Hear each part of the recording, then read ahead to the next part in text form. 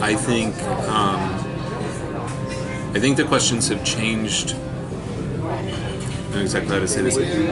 They've changed a bit because there's a greater recognition that the answer may not lie where we thought it used to. So if transformation starts with gosh, our churches seem not to be thriving, what's happening here? They've changed in the sense that I think people are much more are coming now to recognize, God is still God, God is still active, God is still doing amazing stuff. And if it happens not to be inside this particular building, it's helping people ask questions about, well, where is it and what does it look like? Whereas before it was assumed that it was there. Does that make sense? Totally. So a leader that wants to have that perspective, perfect, thank you. How would that leader create space for that discerning of where God is? So I think that's one of the hardest parts.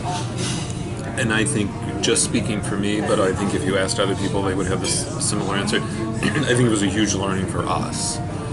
For anybody involved from the very beginning, I think trying to get your head around this, God's active out there in a place and we can get involved with it that we've never thought about.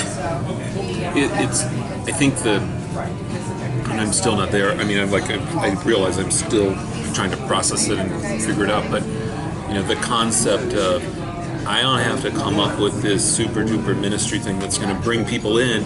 What I have to do is figure out where God's already doing something and get engaged with that. But that's a new thought process. And it certainly was for me, and I think it was for all of us, at least to different degrees.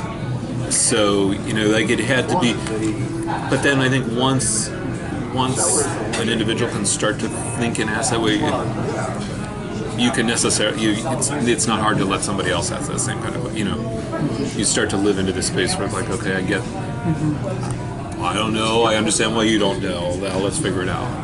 So how does a leader help others get there? Or how does the leader themselves get there? I think that, so I guess there were two critical components for me.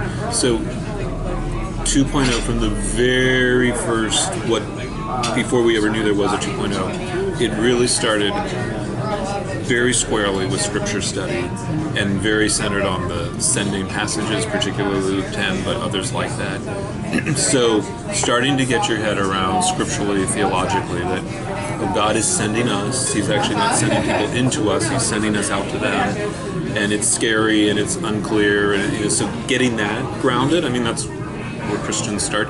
But the other piece of it, again, is this whole experimental thing.